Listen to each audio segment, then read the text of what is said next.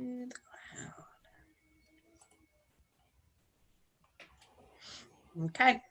All righty, so this is general government, January 19th, 7:01 p.m. All right, I sent out the agenda. Does anyone have anything to add to it before we start? Okay, great. So update on floodplain seminars. So the next one is going to be Matt's. Do you have any updates? I know you do, Sure. but I'm asking for the record. Yeah, for sure, of course. And Kim, this is, I haven't talked to you about this. So we're targeting February 3rd it'd be a 7 p.m. Zoom. It's another Wednesday night. So it'd be a 7 to 8, 1 hour. We have two local realtors who live and work in the borough, one of whom lives in the floodplain. So they're very knowledgeable on the topic, Jill Doran and Carl Mockenhop.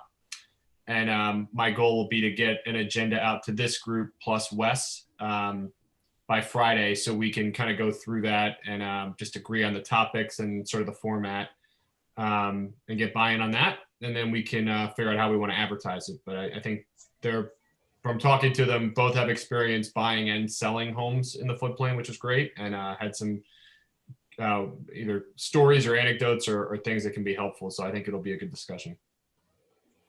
Yeah, so I think we want to ask them to lean on their realtor network. I'm sure they're part of some sort of mailing list and advertise on their end, because we want more realtors to get educated so that when they're selling to someone in the borough, they can tell them about what, living in the floodplain entails. But then I don't know that we want to flyer the whole floodplain again for this one, just because it's so specialized. I don't know. What do you all think? Maybe just an email push would be enough. Right. Why don't I the Mad Mimi thing? Yeah, I think that makes sense. Okay. Great. Thank you for all your work on that. No problem. Kim? Any updates on the your floodplain seminar? Just the outline that I sent you that I will then, I guess, also forward to Matt. I haven't done anything since you've seen it. I haven't done anything to it.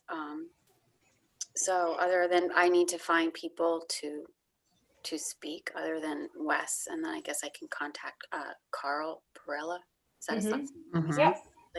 And maybe like you said, Susan, about the rain gardens or lands. I don't know if does she just do, or is there somebody more suited to landscape? So there was actually LMT just did a series on rain gardens and like eco-friendly landscaping. And I can't remember who it was. I thought it was actually someone from, Remington Vernick, oddly enough, that volunteered to come. Someone in the environmental sciences department there, who specializes in like architectural landscaping or something like that. So I can go back to that. I have that email and see who that was. So I think that probably makes more sense than Susan. I'm not sure Susan would know about rain gardens. And No, then we did field, but not that specialized. And then I think we did just a few residents. So Carl will double as a resident and a contractor. I know he's lived through floods. Paul, any ideas on other residents? I know Dan Moan had been interested in being involved. I'm sure he'd be happy to do it. Okay, that's fine with me. And is this going to be then in March or? I think we get reassessed the second week of March. So yeah, we should either do like 4 weeks out from the 3rd, so the 24th of February, or the following Wednesday, which would be the 3rd of March. Okay, so I'll write that. I'll offer those dates. 4th or the 4th. Okay. All right, great. Okay, so the second thing on the agenda is reassessing our 2020 transfer to reserve funds. So we had budgeted another $35,000 or $37,500. That didn't happen because of the budget deficit. However, given the real estate transfer taxes that came in December, we currently have, I'm going back to my notes 1 second. So we have $274,000 in the general fund to get us through until tax monies come in. So we think everything goes according to budget, we can move 1,500 into savings. And I mean, it's not a lot, but I don't prescribe to the idea that, you know, if we have a deficit budget, we just don't save anything just because it's a little bit. So I was going to present that tonight and ask that it be on the bills list next week, but I just wanted to get your thoughts. Yeah, my perspective is when we have sort of found money, it's better to sort of, and I know it's not exactly found money, but unexpected stuff like this that comes in, it's better to put it aside rather than find an operational use for it, which tends to sort of happen. And I think it's also just in the spirit of what we're trying to accomplish of building up those reserves. So wish it was more, but I still think it's worth doing. Right. And then the other question was, where do we want to put it? I was just going to put it all in capital, understanding that Mary Yardley Bridge is coming up. Yeah. Does that work? Okay. And the last thing that I have, don't make fun of me, but I just put like a really simple PowerPoint together because it's just easier to talk through. Just kicking off our financial planning, capital planning discussions that we're hoping to. Want me to make you host? Sure. It already says I can share screen. Oh no, it says it's Oh, does it? disabled. All right, there you go. So I'm not gonna go into presentation mode because it makes Zoom a little wonky, but everyone can read it if I leave it in overview mode, right? Mhm. Everyone see that? Okay. So the purpose of this is just to talk through kind of what our plan is for starting to work on this document. We need to start somewhere. So I think the very first thing will be hopefully somewhat simple, and that's going to be defining what we mean by a capital expenditure or an emergency expenditure. So right now, I think really anything that happens, we could make it fit in one of those two categories and pull down from our savings, but we don't necessarily want that to be the case. So for capital expenditures, they should have a minimum value. So we need to determine what that's going to be. So a $2,500 repair might not qualify as a capital expenditure and would not be appropriate to pull from capital reserves to pay for that. It should be routine budgeted as much as possible. And then putting a lifespan on everything that we purchase going forward and going backwards actually. So we replaced the roof. Okay, we're going to put it into our financial spreadsheet that is going to probably need to be done in another 30 years so that these things aren't a surprise down the road. And then a definition of an emergency expenditure, kind of same thing. Do we want to set a minimum value there? Or is it just anything unforeseen? And what do we define as an emergency? So I think this is very, very doable to accomplish this before our next general government meeting. You know, we can go back and forth via email. Do you both agree that this is this first step makes sense? Yes. Absolutely. Okay, and then from there, this is going to be a really time-consuming task. However, I think our public works contractor has already done some of this with Paula because he's done walkthroughs of most of our properties and written down most of the things that need repair, right, Paula? Mm-hmm. Yes. So we'll inventory capital items. So that doesn't necessarily mean assets like cars, computers. It means like doors, roofs, plumbing. Try to kind of inventory everything that we have that could cost us money and when we think they're going to need repair or replace. We'll estimate age, condition, replacement cost. Again, assign a life to each of them. We'll have to decide how far out we want to go. Does this council want to project out 50 years or do we just want to do 10? And then I just gave some, oops, that's a typo.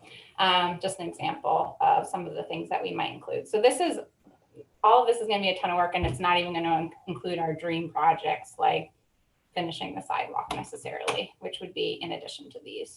Is everyone still on the same page? Is this still making sense? Any thoughts?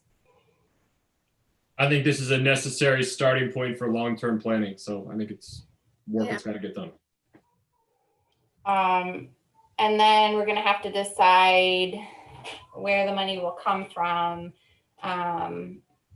This is obvious, but I think this council needs to get more in the habit of including specific line items for capital projects if we can, even if it isn't in, the published budget, it's somewhere in our notes, like, we're budgeting this much and these are 5 years from now, this is what that line is going to be spent on. I didn't know if I was missing any other categories here. Anyone think of any? I think this will help with, you put grants on here, Carolyn, like seeking out and looking for grants proactively for things that we know are coming and having more. I feel like, and this is a bit of hyperbole, but a little bit of the grant is like, well, what's available? Okay, let's just try and grab it and then figure out. Like, it seems like there's not as much planning with the grants, and we obviously rely on the engineers for a lot of that. But I think having this type of planning will help us when we want to proactively apply for something and make a better case for why it's needed. I think grants are an important part to have on this too. I agree with you, and they're very, they're like clockwork. Most of the ones we've applied for the sidewalk, every year they come up at a certain time. So there's no reason why we can't anticipate that we're going to have to pay for that to be drafted, or even borrow from one that was drafted in previous years and draft ourselves, going forward. That's a possibility. So if we have that in our financial calendar, okay, May, we're applying for this grant to do more sidewalks, it's going to make things easier for us. There's not going to be a surprise $3,000 vote for a grant writing at a meeting.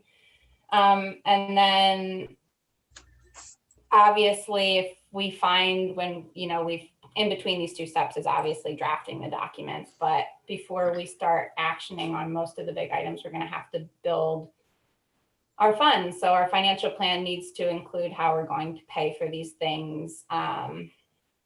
For example, line item that said this is reserved for capital improvements, which we already started doing a couple of years ago with our yearly transfers to reserves. However, when we have a deficit, it didn't happen to the degree that we wanted it to, and that's going to really,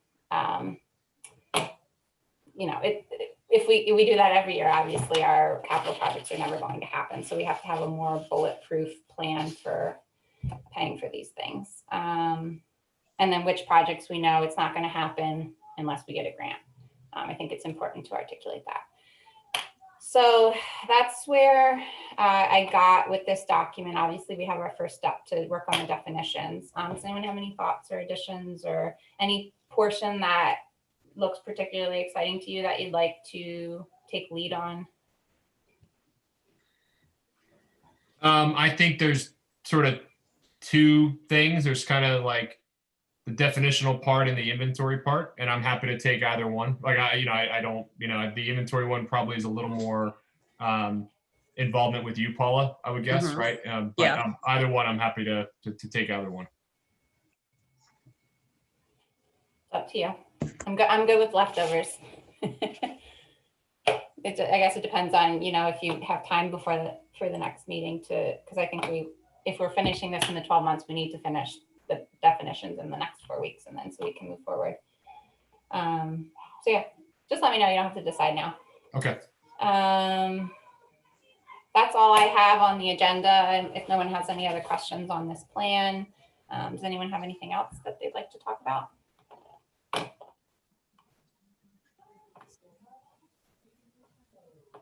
No questions.